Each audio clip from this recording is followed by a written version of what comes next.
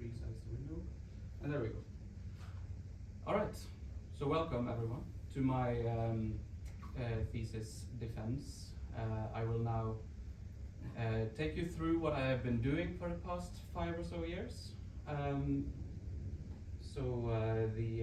will start with an introduction, setting the stage, and then I will go through each of the 3 papers that my thesis consists of.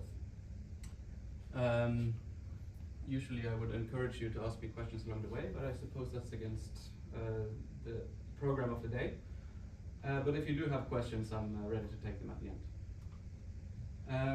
Right, okay, so let's set the stage. What are we talking about? We're talking about encryption and the good old way of doing encryption, which has been done for thousands of years, is called nowadays symmetric encryption. So here are our players. They're called Alice and Bob, and Alice has a letter and she wants to send it to Bob. Now what does she do?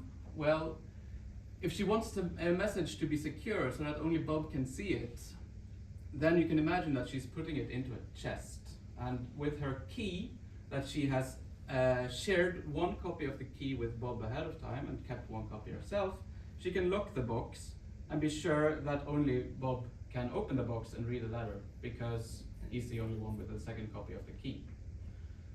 At this point we introduce our 3rd player, who is called Eve the Eavesdropper, and she will be a recurring player in this presentation. She wants to know what is contained in this letter. She does not have access to the key, but she will try to pry open the box. Assuming that she can't do this, then we say that encryption is secure. So this is symmetric encryption, and in the 1970s an alternative was introduced to the world, which we call today public key encryption, or more generally asymmetric encryption. So using the same box analogy, what is happening here is that you can imagine that Bob ahead of time sends an open box that only he has a key to over to Alice, who has her letter now. Now the special thing about this box is that when it closes, it also locks automatically, right? This is not unrealistic technology. So she puts her letter in a box, she closes it, now she can't open it again, but she knows her letter is in there, and she sends it back to Bob. Along the way, Eve is once again trying to pry it open and read the letter, but she can't do it because she doesn't have the private key, the secret key that only Bob has access to. So in this analogy, the open box with this locking mechanism would be called a public key, and the secret key that only Bob has access to is called a private key. So this kind of encryption is pretty ubiquitous, and it's essentially everywhere in internet, e-commerce, bank ID, anything you can imagine. The same ideas that I'm presenting right now is what allows the modern internet to exist. Okay, so what am I doing? Well, I am trying to prove that Eve can't open this box. That's called provable security. So that's essentially what I've been doing for 5 years. Details to come. But what does it really mean to prove security? Okay, so asymmetric encryption and public key encryption in particular, up until the 1970s, it was said to be self-evidently impossible. Like everybody thought, every mathematician out there who were working on this problem thought it to be self-evident that in order to have security, you have to have a pre-shared secret, so a secret key of some kind. And this was shown not to be the case, to the great surprise of many, in the 1970s. And the trick is to use some certain mathematical problems that are easy to calculate, but very hard to uncalculate or to reverse. So a very typical example is that on a laptop, you can calculate the multiplication of 2 numbers very easily. So say you take 2 prime numbers, you calculate the number that you get from multiplying them, that's easy. But prying them back into the prime factorization is very hard, in the sense that we do not have an efficient algorithm that can be used on a laptop for this. So what we have is that this security assumption which would, for example, be that factoring is hard to do on a normal laptop, if that is false, then our crypto is obviously insecure. Then it doesn't work anymore. But that's not what we want. What we actually want is that if the assumption is true, then the crypto is secure. Because the first sentence up here doesn't really say anything about whether there are other attacks against the crypto system that are not captured by, for example, factoring these large numbers or somehow reversing this difficult problem. So this second sentence is what we actually want to prove. So in order to do this, we take the contrapositive of it. So we flip the sentence around and you get an equivalent statement, which is that if the crypto is insecure, then the assumption must have been false to begin with. So for example, if you can break a scheme known as, for example, RSA encryption, you would then want to prove that you could also necessarily factor large numbers. So this is essentially the building blocks of a security proof. The green arrow would be the security reduction. And on the left here, when I say that crypto is insecure, you need some definition of what this means, right? You need to define a security model where you say that within this particular definition, we say that crypto is insecure if this model can be broken.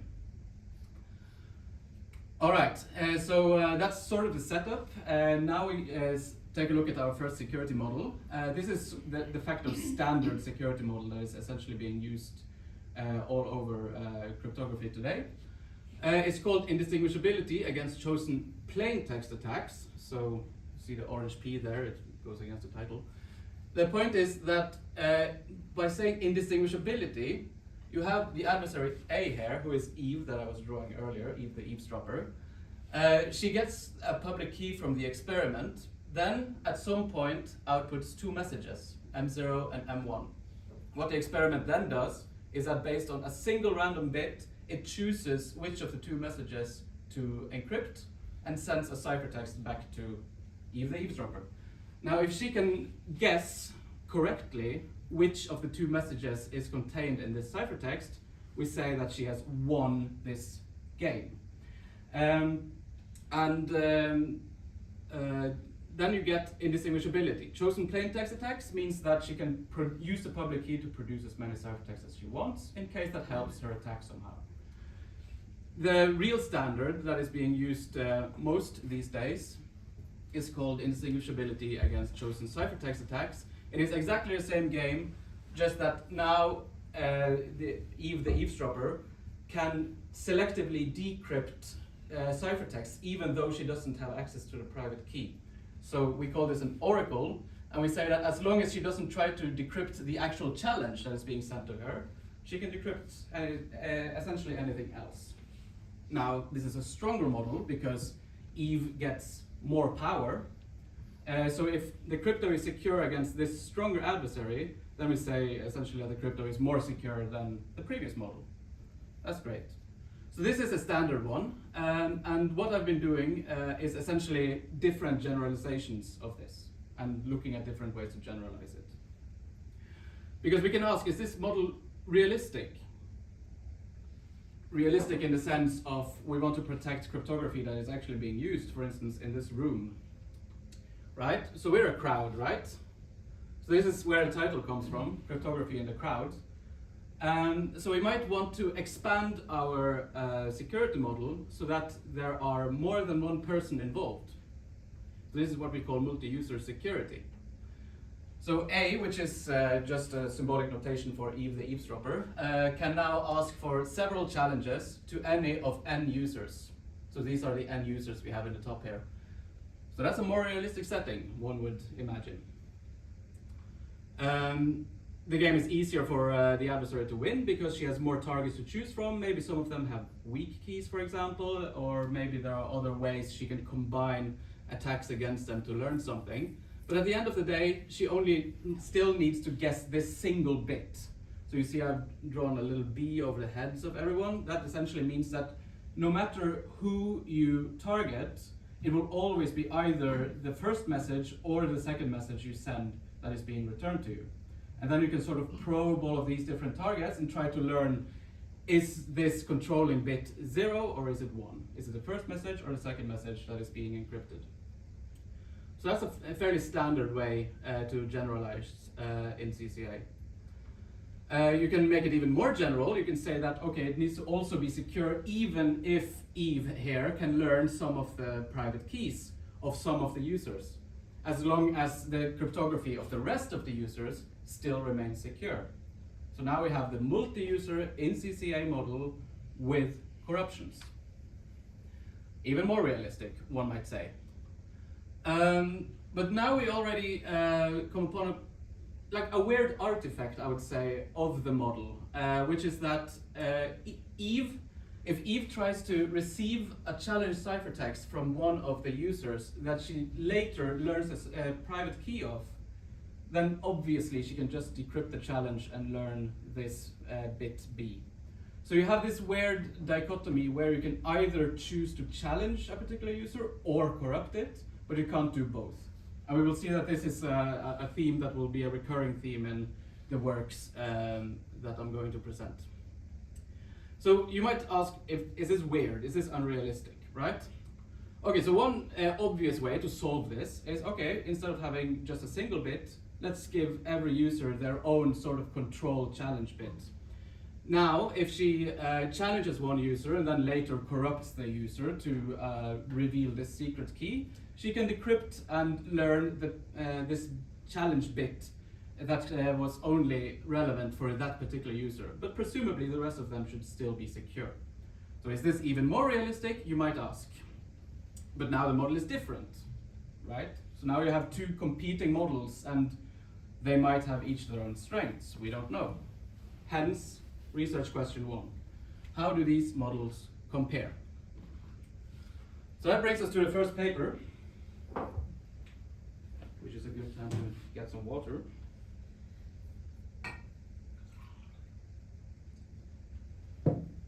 So this paper was presented by me at IMACC 2021. It's written together with my supervisor Martijn, and it's called Tightness Subtleties for Multi-User PKE Notions. So just to recap what we have two different models, right? We have single bit multi-user in CCA game with corruptions. And then we have what we call diagonal bit multi-user in CCA game with corruptions, where every user gets their own challenge bit that Eve wants to try to learn. You will see shortly why we went with the name diagonal bit. But what we want is to compare these two notions. So here you have this weird restriction where you can challenge or corrupt each user. And here you don't have this restriction. So we want to know, okay, is this actually stronger than the previous one? So in order to do this, we bring in a notion called the free bit notion that was being defined in an earlier paper and sort of adapted to the setting by us. Don't care too much about a particular notation. The important thing is that now, instead of only asking what user to attack, Eve will also tell the game what challenge bit she wants to attack. So now it's up to her whether she wants multiple users to use the same challenge bit or whether she wants multiple users to use different ones so that she can corrupt them afterwards.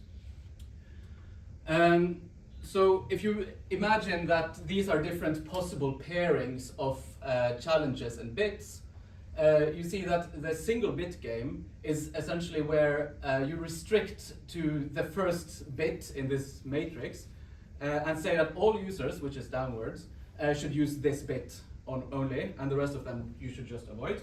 Then you get back the first model I was talking about. And if you get this diagonal structure where each users have their own bit, then you get what we called the diagonal bit model, which is where the name comes from. And the general game, you essentially allow everything. So there is a nice interpretation of this, which we came up with, is that, okay, so each public key is connected to a user, right? So you have multiple users downwards, and then we say that each challenge bit going left to right is a different conversation. So then this would be 4 users that are all in a group chat together in a single conversation.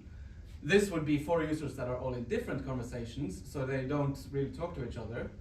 And this is a setting where Eve herself can choose who is in the same group conversation and who is in individual ones, and then she can corrupt individual conversations afterwards. So that's the way to think about it. And this is then the relations you get, right? I was telling you that what we wanted to know is what model is the strongest one. So now we have like a vertical axis higher up means stronger model. So the top one is seemingly obviously stronger than the other two because it's a strict generalization, just like I showed you.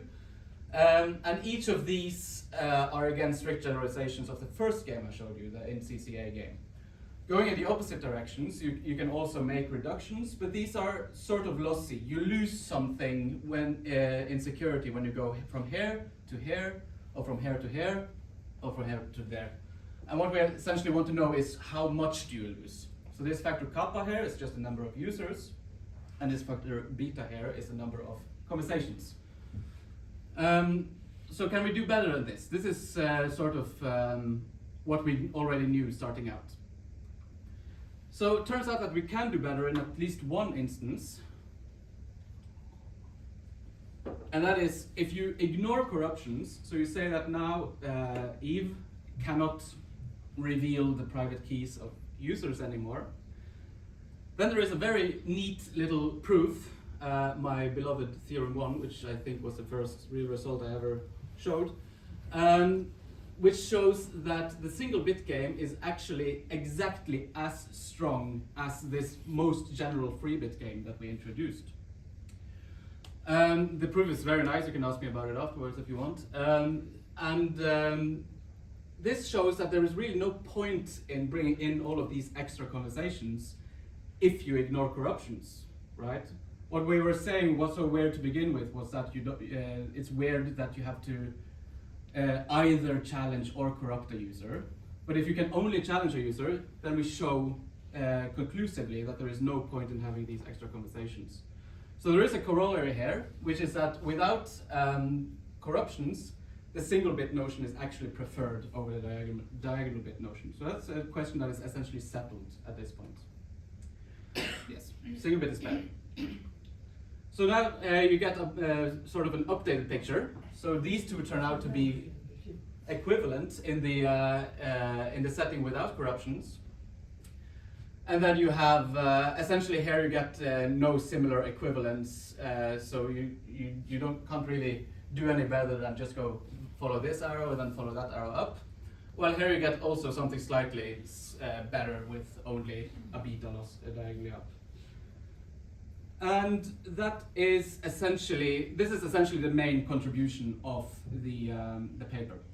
Now, to build up to the next paper briefly, I want to talk about something else we did, which was actually what motivated the research all the way back in the beginning, which is that we were looking at a particular construction of public key encryption, which is called hybrid encryption. So here you use two different primitives. One is called a key encapsulation mechanism, which essentially just spits out a symmetric key, and an encryption, which is often called an encapsulation of this symmetric key, so that you can sort of revert back to using good old, thousands years old, hopefully not, but the concept is, symmetric encryption, because that is way more efficient than all of this number theoretical nonsense.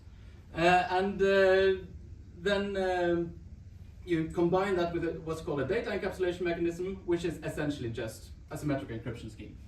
So to visualize it, you can just imagine, okay, you're taking a symmetric key, you're putting it inside a box, and then you're closing the box. And then you can send this box somewhere, and then now you have a shared key with someone, and you can use symmetric encryption. Fine. What is really nice is that there is a good old proof, 20 years old or something, that shows that if you have a chem like this that is secure, and you combine it in the way that I mentioned with a DEM that is also secure, then you get a PKE that is similarly secure, and you only lose a factor 2. What that essentially means is that there is essentially no loss in security from the original security to what you end up with. And then we reinvestigated this for these different models, and we found that with a single bit case, a single bit model with corruptions, you still get the same tightness. It's essentially exactly the same proof still goes through. But with these more general in this case, the 3-bit one and just a different one with the diagonal bit, you seem to lose something. What we say is that composability becomes lossy. Like these components are now more secure than the resulting PKE in this model of security. So that was just interesting. It ended up in the appendix of the first paper, so we didn't highlight it, but it's something to bear in mind. So, to conclude paper 1, absent corruption, stick with single bit. With corruptions, maybe aim for 3-bit, because it does really seem to be more powerful in that case. Then there's other stuff in the paper, which I will skip. Because this brings me to what happened with the second paper. So once we had looked at this diagonal bit notion, where each user gets their own challenge bit, somebody at some point realized that you can ask something else now. Namely, instead of just asking Eve the adversary, Eve the eavesdropper, to break a single bit, you can ask how many bits can the adversary learn? So meaning how many users can the adversary break the cryptography of? And what you can do then is that you can model mass surveillance. Because what you're asking essentially is how easy is it for some very powerful government actor, like the NSA that I've drawn here, to break into the cryptography of many users at once.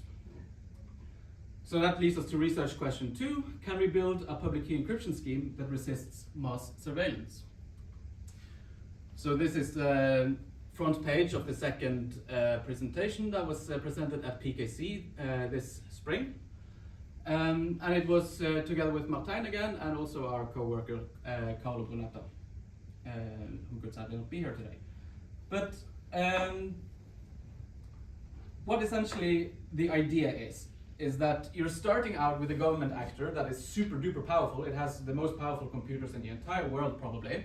So maybe you can say that, okay, our cryptography is secure against essentially everyone, but it is conceivable that this super computer inside of this building has enough power to break the cryptography of one user. For example, essentially by guessing keys until it guesses the correct one, like brute force attempt at breaking it. That would be impossible for most of us, but maybe they are powerful enough to do it, who knows? So that's a basic assumption. We assume that they are powerful enough to do this, break one user. And then we ask, with the same computation power, can it do generalized computations to break more than one user? So in this case, NSA is happy because it's breaking into 4 users. Perfect. Maybe it's even happier because it can break into the cryptography of all users using the same computation as brute forcing a single user. So this is what we're trying to measure now with this, what we call the multi-instance security model, which is a poor name in my opinion, but is what it's called. So while we were working on this diagonal bit hybrid encryption bloody from the previous paper, a Eurocrypt paper appeared by Alba Giacon and Kiltz. And they essentially studied this in depth for chem schemes, key encapsulation mechanisms. So they showed that assuming the power to brute force a single user, there exist, not normal, but you can build schemes where the same amount of power would break every user. But less power than this, the scheme would be completely secure, like provably so. They also showed that for many schemes, the power to brute force n users, you can do pre-computations of the system so that you get back an n-squared return. So you can use the power to break that you would need to break 100 users, and get back 100 squared, which is 10,000 users instead, which is a pretty good gain. And what we want, of course, is PKE schemes, where if you spend the power to brute force n users, well, congrats, you break at most n users, but you don't get anything extra. Now, we noticed that this is what these authors were motivating their work with. But crucially, they were talking about PKE schemes, but they were only studying chem schemes. So why were they doing this? I'll get back to this in a minute. Why were they doing this? It seems that they were working under the assumption that you can take this good old chem plus dem gives PKE proof, and this is, you know, a tight proof, and then you can just combine it with their studies, and then everything they studied about chems should be transferable to the resulting PKE scheme. So, you know, chem plus dem there, good multi-instance security there, meaning resistance against mass surveillance, should give a public key encryption scheme with resistance against mass surveillance. But you know, we had already tried to do this for this diagonal bit notion, even though we were looking just at breaking a single bit. The model is still very similar. And we knew that you get a loss factor if you try to do this.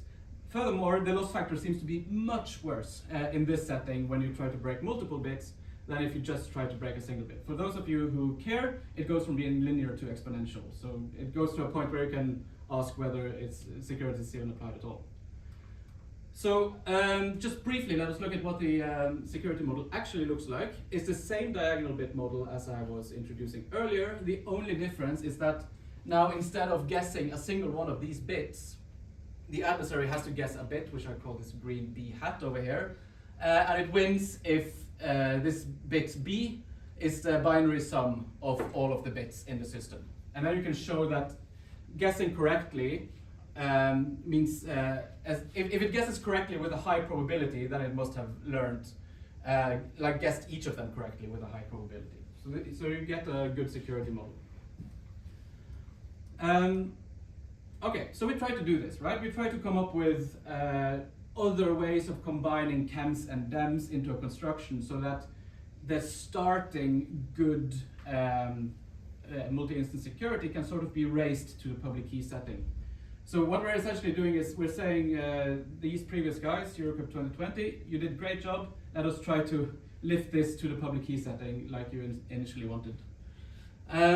So the first attempt obviously didn't work. This is just the good old combining a chem and a dem. Doesn't work.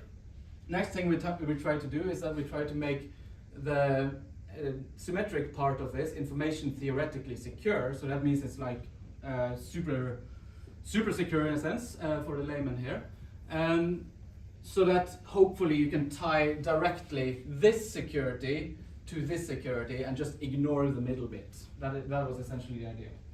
Well, didn't seem to work either. I spent a couple of weeks or months, I don't remember, but the proof didn't work out. So we need a more direct route. So we came up with an alternative, so this is part that gets a little bit technical, but we came up with an alternative security notion for key encapsulation mechanisms, where usually you have to guess whether the key that is inside, okay, so you have to guess when you're given a encapsulation, whether the key that you're also given together with the encapsulation is the same one that is inside the encapsulation or whether it's an unrelated one. Now we wanted to update this so that the two keys you have to guess between are actually permutations of each other. Furthermore, we wanted the permutation to be choosable by the adversary, so that you now get a much stronger security notion for chems than what you get for just normal indistinguishability. It is very similar in the PKE setting for those of you who know it. The difference is very similar to real or random indistinguishability versus left or right indistinguishability. And that is essentially the entire point. We want something that works together with left or right indistinguishability just for chems instead of PKE. So this is what we get, the updated security game. The alternative key is calculated here as a permutation of key 0, and then one of them is returned and A has to guess which is the correct one. So now, that's one thing we did. The other thing we did is that we updated to tag chems, which are a particular class of chems that essentially makes composition a lot easier. It means that only the tag chem has to be CCA secure, and the middle part can only be CPA secure. So it can have weaker security, and still the final part can be CCA secure. The other thing is that now we have this real or permuted security notion that allowed us to show indistinguishability. So you end up with in CCA in the multi-instance setting, which is what we wanted. Perfect. This is what the construction looks like. To make this tag chem, we start with an underlying assumption, which is called multi-instance gap CDH with corruptions. We combine it with a random oracle and a message authentication code to construct this tag chem in the programmable random oracle model. Then we combine this with a one-time pad, and we get our PKE. So what you can sort of see from this is that all of these red parts are information theoretic object or ideal objects. And in each step, we only have one green blob, which means something that is based on a computational hardness assumption. And the entire trick then is that this allows us to tightly and directly relate the computational assumption to the security here, to the security here. So we get what we call tight computational inheritance. So that's nice. This concludes paper 2. So we get tight multi-instance inheritance from key encapsulation mechanisms to public key encryption. And as a corollary, we show that there does exist public key encryption schemes with optimal mass surveillance resistance using the results of the previous paper. There's a bunch of other stuff in the paper that you can look at that we are going to skip for now. We have made NSA unhappy, therefore we are happy. Okay, so moving on to paper 3. Now we are sort of circling back to the beginning. We are looking at multi-user security again. We are looking at corruptions, which is also called openings in a way. But now there is also, we realize that there are also settings in which more than just public keys leak. Sorry, private keys. More than private keys leak. So when you send a ciphertext, what you do is that you use some randomness to make this encryption. Alice sends that encryption to Bob, and Bob receives it on his end. Now, if Eve corrupts Bob, she learns Bob's private key. If Eve corrupts Alice, who is the sender, she will learn the randomness that was used to create the encryption. And then we also say that Eve can corrupt the transmission, in which case she only learns the message. So here I have drawn a bunch of secret keys, a bunch of randomness, a bunch of messages. And the idea is that this adversary can selectively unlock all of this information, and hopefully it should not allow the adversary to learn more than what that information trivially reveals. Like everything that is not connected to what is being revealed should still remain secure. So sure, this is an even more realistic setting. It is easy to make in the 3-bit model that we introduced earlier, or the diagonal bit model, because once you have this idea that there are multiple challenge bits and the adversary can just challenge and corrupt users, then sure, she can learn the randomness used to make the challenge, or she can learn the message that was inside of the challenge. That's all fine, as long as there are still other bits that can be used to win the game. So we were looking at this and we came upon a couple of papers. So I know this is tiny text, but it says, the highlighted part says, the attacker is allowed to corrupt some of the receivers and learn the secret keys that decrypt some of the observed ciphertexts. So that's exactly what I've been talking about, right? That is corruptions. But no, this is talking about something else. It's talking about selective opening attacks. And selective opening attacks has been shown to be strictly stronger than in CCA, in the sense that even if you have an in-CCA secure scheme, you can't claim anything about the selective opening security of the scheme. Even worse, we have this quote from a different paper: security against adaptive corruptions is obviously the more realistic notion for practical applications, but it's notoriously difficult to achieve for public key encryption. And we're like, well, we just achieved it, right? Because it's we have this model, it models it's fine, and it's implied by in-CCA security with a loss granted, but that's sort of easy to deal with. And then they have this notion called non-committing encryption, and it turns out to be unachievable. Like, research question 3, what is going on here? Aren't we modeling the real world? Are we modeling the same world? What is happening? To be slightly more academic, we can rephrase it to what is the right way to model settings with possible compromise, right?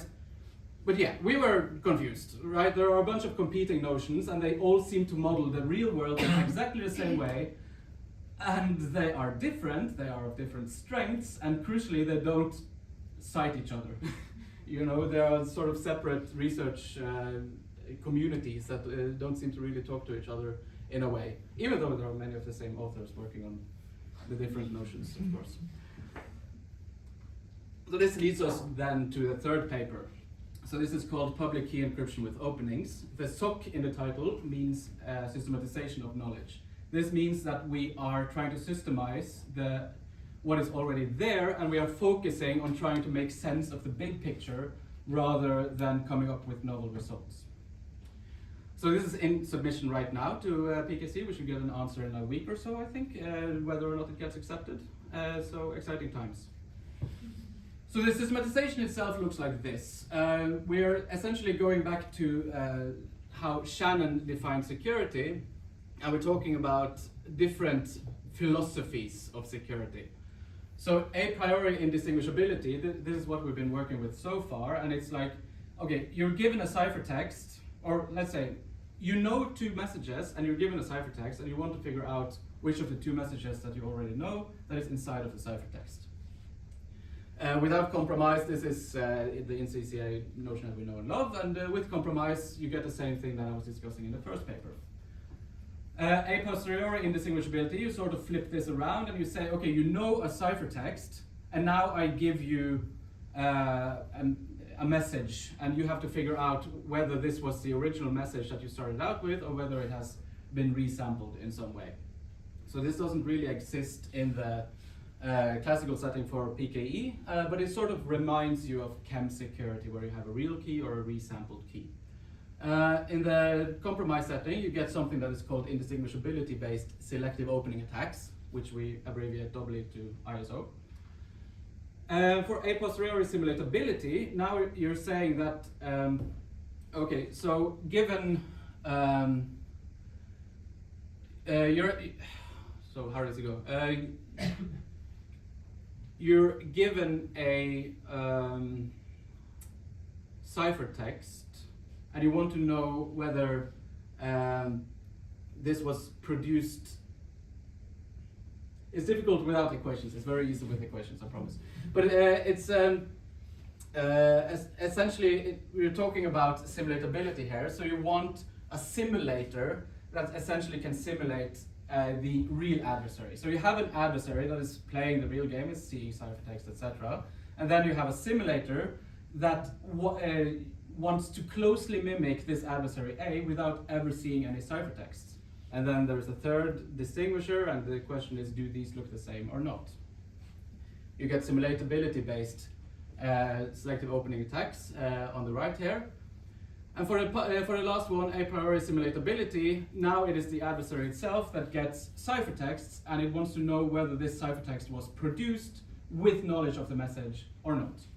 In the classical setting, this goes back to something called universal composability, which I know at least one person in the room loves. I am not one of them. And non-committing encryption is this that I was mentioning earlier that you get with compromise. And without corruptions, you will notice that with asterisks, ignore the chem parts, but all of the three others are equivalent. So you can just stick to NCCA, which has become sort of the standard and feel safe. But on the right here, they are all very much not equivalent. So something is happening the moment you add compromise to the picture. In addition, you get all of these different openings I was talking about. You get message leaks, which we call transmission openings. You get message and randomness leaks, which we call sender openings. Receiver openings is what I've been calling corruptions, where you return the secret key. And buy openings is essentially all of the above at the same time. So now you can sort of count, right? Like, how many combinations do you get? Okay, choose one of the different models, choose whether you want CPA security or CCA security, choose one of the different opening modes, and just by multiplying 4 times 2 times 4, you see that you get 32 notions of security. That's a lot. Actually, you get 30 for a technical reason, but you can ignore that. Still a lot. And we want to draw arrows between all of them. Yeah. Nice thing though is that it sort of all falls into a nice hierarchy, where you have indistinguishability at the bottom. You get indistinguishability SOA right up, in the sense that this indistinguishability, it has been shown not to imply ISO, but the other direction is fine. And that continues upwards. ISO does not imply SSO, SSO does not imply NCE, but the downwards direction they all imply each other. So you get like this very nice hierarchy where the top one really is stronger than the ones further down. The purple arrows there are the ones where we had at least some novel insight in our paper, so I just highlight those. And this red question mark here is actually a pretty significant open problem. For this hierarchy to be true, you really want SSO CCA to imply ISO CCA, but as far as we can tell, nobody has shown this, and we struggled with showing it ourselves. So that probably needs a bit more advanced techniques than we had at hand at the time. I also drew some blue stars with a crossover. That means that the top 4 notions here are all unachievable in the standard model. So that means you need idealized models to achieve these security notions. And then when only the messages leak, you get a very much nicer picture where in a CPA setting, all of these are known to be equivalent. And this NCE, this is the technical reason I was mentioning, this is simply a notion that does not make sense. So it's sort of trivially equivalent to the rest of them. Up here again, we showed for the first time essentially that IND also implies ISO in the CCA setting when you only have transmission openings. And then there are these open questions again, whether this arrow transfers to the CCA setting and so on. Yeah. No comment. Thank you very much to Carlo for making these figures. I mean, it's a monumental task. But yeah, that summarizes essentially what we spent a long time doing. Just to end on a note on achievability, so I already mentioned that when you have transmission openings only, all of these are equivalent, with this last one sort of trivially being so.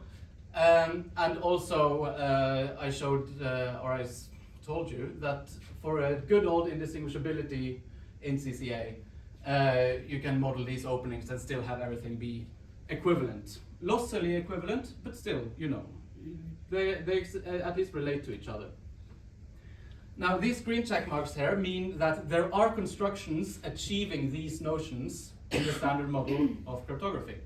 And then we identified an open problem. There seems to be one that is not known to be unachievable in the standard model. You would rather assume that it was achievable by essentially just combining techniques from there and there. You should get something there as well. So this is sender opening, this is receiver opening, and this is both, right? So those are achievable. You should assume that the combination is also achievable.